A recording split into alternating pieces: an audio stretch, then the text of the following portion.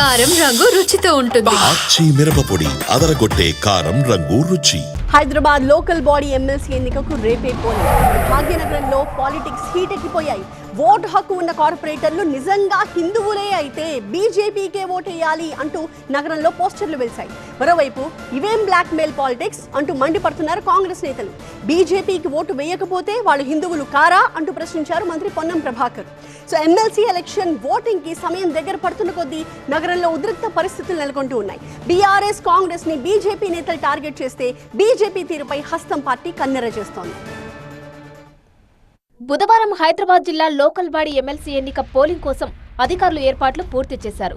GHMC ప్రధాన కార్యాలయంలో ఉదయం 8 గంటల నుంచి సాయంత్రం 4 గంటల వరకు పోలింగ్ జరగనుంది.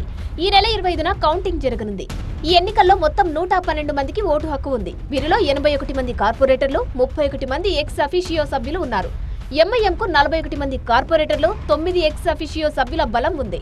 ఇక బీజేపీకి 18 మంది కార్పొరేటర్లు, 6 ఎక్స్ అఫీషియో సభ్యులు ఉన్నారు. కాంగ్రెస్ నుంచి 7 కార్పొరేటర్లు, మరో 7 ఎక్స్ అఫీషియో సభ్యులు ఉండగా బీఆర్ఎస్ నుంచి 15 మంది కార్పొరేటర్లు, 9 మంది ఎక్స్ అఫీషియో సభ్యులు ఉన్నారు.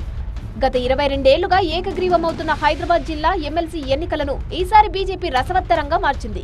గెలిచేందుకు తగినంత సభ్యుల మద్దతు లేకపోయినా బరిలోకి దిగిన బీజేపీ కాంగ్రెస్, బీఆర్ఎస్ కార్పొరేటర్లు ఆత్మసాక్షిగా ఓటేయాలని కోరుతోంది. భారతీయ జనతా పార్టీ అభ్యర్థిగా ఒక జాతీయవాది నాయకుడిగా నేనున్నాను కాబట్టి నన్ను సమర్థించాలని కూడా నేను ఈ రెండు పార్టీలు అడుగుతా ఉన్నాను. బీఆర్ఎస్, కాంగ్రెస్ కార్పొరేటర్ల ఇళ్ల ముందు గుర్తు తెలియని వ్యక్తులు హిందువుల పేరుతో ఫ్లెక్సీలు వేశారు.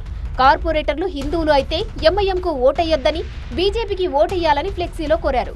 ఈ ఫ్లెక్సీలపై మంత్రి పొన్నం ప్రభాకర్ ఆగ్రహం వ్యక్తం చేశారు. బీజేపీ నేతలు రెచ్చగొట్టే పనులు మానుకోవాలన్నారు. కాంగ్రెస్ పార్టీ కార్పొరేటర్లు, టీఆర్ఎస్ పార్టీ కార్పొరేటర్ల ఇండ్ల ముందట హిందుత్వవాద బ్యానర్లు కడితే రెచ్చగొట్టి ప్రభావితం చేసేటువంటి ప్రయత్నం చేస్తా ఉన్నారు. భారతీయ జనతా పార్టీకి ఓటేయకపోతే హిందూ కాదా? భారతీయ జనతా పార్టీకి ఓటేయమని కాంగ్రెస్ పార్టీని అడుగుతా ఉన్నాడు బండి సంజయ్ గారు. నైతికత ఉండాలి కదా.